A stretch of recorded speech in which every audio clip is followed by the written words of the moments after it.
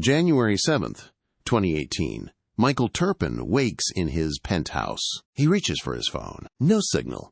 Just no service in the corner. He assumes it's a glitch. Maybe the tower is down. He walks to his laptop to check his email. That's when his stomach drops. Millions of dollars in Bitcoin disappear into addresses he doesn't recognize. He calls AT&T from his wife's phone. They tell him something impossible. His phone number was transferred to a new SIM card 2 hours ago. He didn't authorize it. He didn't request it. According to their records, he did. By the time he gets his number back, it's too late.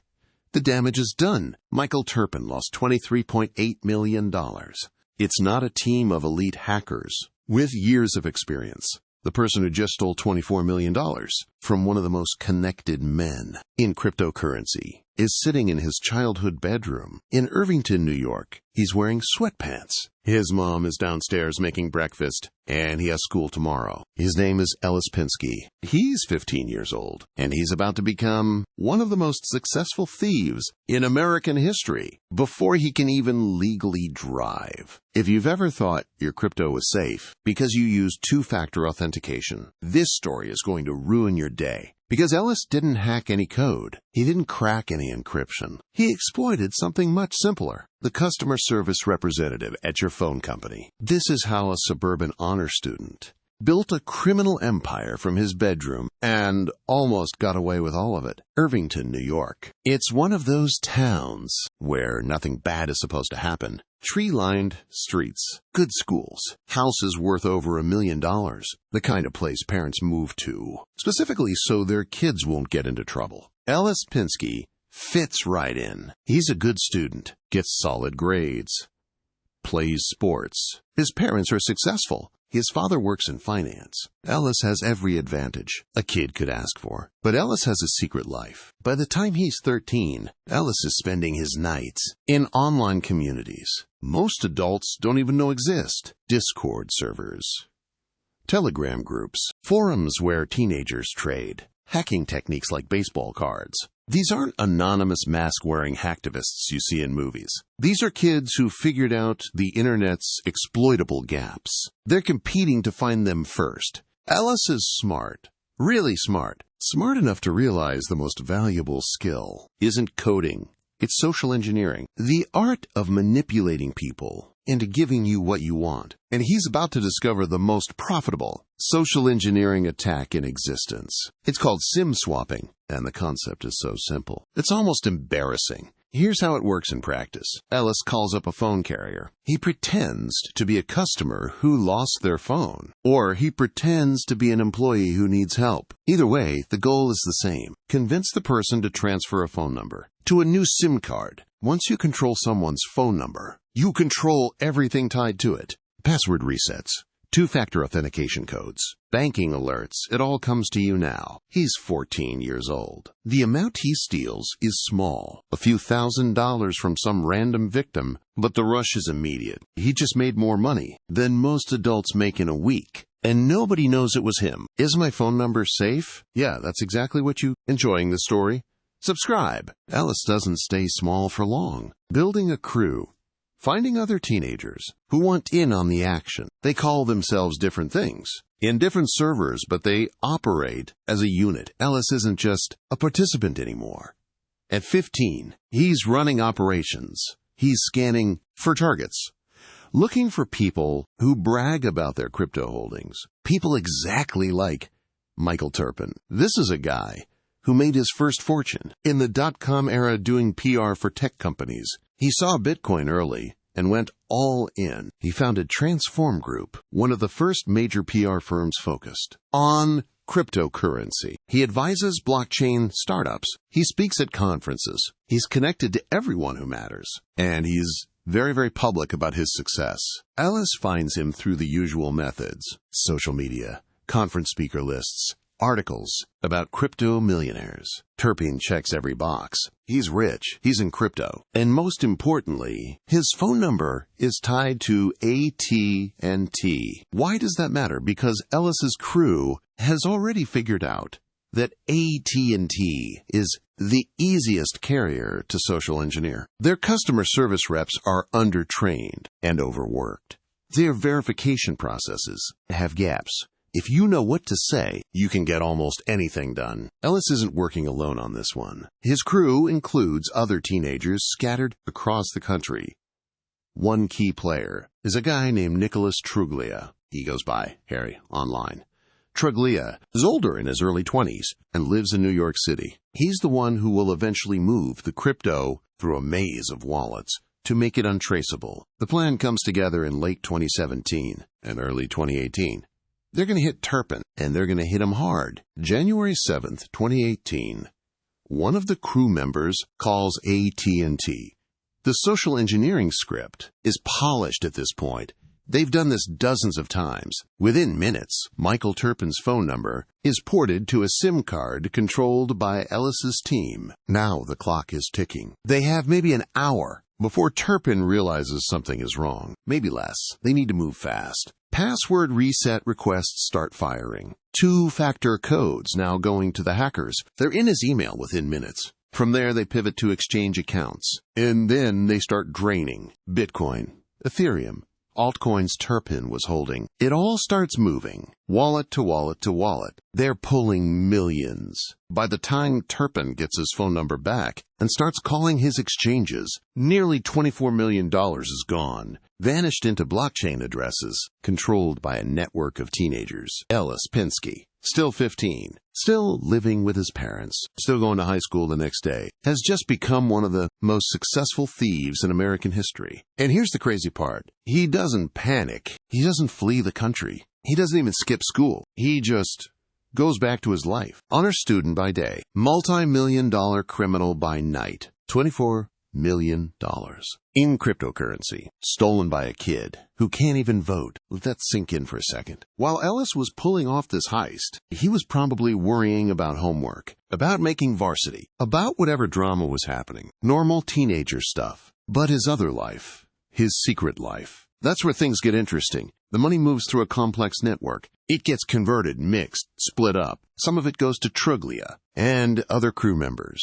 Some of it stays with Ellis. The exact distribution isn't clear, but we know Ellis ends up with millions. And what does a 15-year-old do with millions in cryptocurrency? He's smart enough not to buy a Lamborghini. He doesn't suddenly show up to school dripping in designer clothes. He keeps his head down, but he does start making some moves, setting up accounts, figuring out how to eventually cash out, planning for the future. The crew keeps operating too. Turpin wasn't their last victim. They hit others. The SIM-swapping epidemic is exploding across the crypto community. Ellis's team is one of the most successful groups. But here's the thing about crime. Cybercrime, especially involving millions of dollars. The victims don't just move on. They fight back. Michael Turpin is furious. He's not some random victim who'll accept the loss.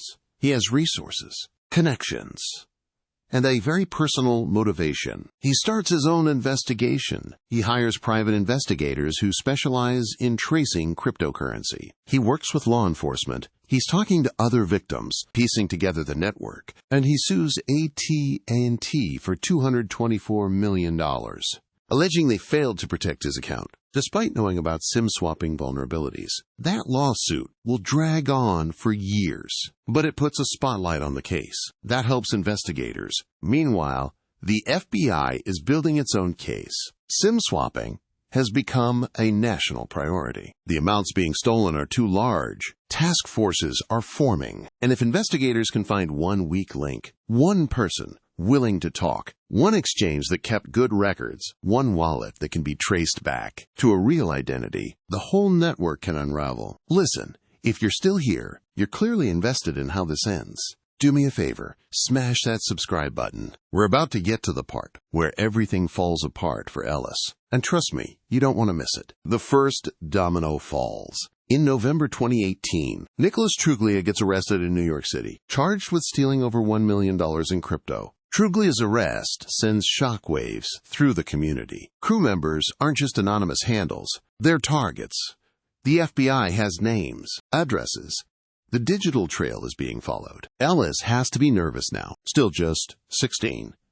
Still in high school, maintaining his double life somehow. But the investigation keeps building. They're connecting dots across dozens of victims, multiple states, and international blockchain transactions. And they keep seeing the same patterns, the same techniques, the same people. The blockchain doesn't forget. Every transaction Ellis ever made with that stolen crypto is recorded permanently, and investigators are getting better at tracing it. In 2020, it all catches up. Michael Turpin files a civil lawsuit against Ellis Pinsky. The lawsuit names him specifically as the mastermind behind the $24 million theft. It lays out the case in devastating detail. How Ellis coordinated the attack, how he recruited others, how he laundered the proceeds. Ellis is 18 now, no longer a minor, facing a lawsuit for life. Ellis doesn't fight it. He admits everything, expresses remorse to the community. He agrees to pay back the money, a settlement reported to be around $22 million.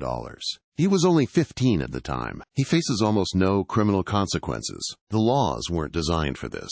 A 15-year-old stealing $24 million? Nobody wrote statutes anticipating that. Truglia gets sentenced to 18 months in prison. Other crew members face various charges. He's still paying back the money. He's still known forever as the kid who stole $24 million. His name is permanently attached to one of the most notorious cybercrimes. But he's not in prison. He's not a convicted felon. He's just a guy in his early 20s now, dealing with the consequences of what he did as a teenager. So what do we learn from Ellis Pinsky? What does this story actually mean? Let's start with the obvious. Your phone number is the weakest link in your security. If a 15-year-old can call a phone company, say the right words, and take control of your number, and then use that number to drain your life savings, something is deeply broken. Since the Turpin hack, things have gotten somewhat better. Carriers have added PINs and extra verification. The FCC has implemented new rules, but SIM swapping still happens. Just last year, there were hundreds of millions of dollars stolen using the same basic technique Ellis perfected. The technology changes. Human gullibility doesn't. And that's the real lesson here. Ellis didn't crack any code. He didn't find a zero-day exploit. He exploited the fact that a minimum wage customer service representative at a phone company will break the rules. That's it. That's the whole hack. But there's something else worth noting. Ellis stole $24 million. He coordinated a criminal conspiracy. Across state lines, he essentially got away with it. Some people think the juvenile justice system worked exactly as intended, protecting a young person who made terrible choices from having his life destroyed. Others think that when the crime is this massive, age shouldn't matter. Here's what we know for certain. Ellis Pinsky is living proof that if you're going to commit a massive cybercrime, it helps to be a minor. And honestly, that's terrifying, because right now there are other kids in other bedrooms looking at what Ellis did and thinking, he got away with it. The forums where Ellis learned his skills are still active. The Discord servers are still running. The next generation of teenage hackers is already out there, learning the same techniques, finding the same vulnerabilities. Michael Turpin, for his part, has become an advocate for SIM swap victims. He's testified before Congress. He turned his personal nightmare into a crusade, but he's still out $24 million, money he'll likely never fully recover, even with the settlement. And he's still dealing with the trauma of knowing that his life's work was nearly destroyed by a kid who saw him as nothing more than a target. If there's a single takeaway from this story, it's this. The thing protecting your most valuable assets isn't encryption or passwords or fancy security software. It's a person at a phone company who may or may not feel like following the rules today. Change your two-factor authentication to an app instead of SMS. Use a hardware key if you can. Don't tie your financial life to something as fragile as a phone number, because the next Ellis Pinsky is out there right now, and he's looking for his first big score. If this story made you think twice about your own security, you're exactly the kind of person who should be subscribed to this channel. Hit subscribe and the bell. We cover stories like this every week. The hacks, the heists, the scams that most people never see coming, so you don't miss the next one. And hey, maybe go check your phone carrier account and make sure your PIN is actually set up. Just a thought.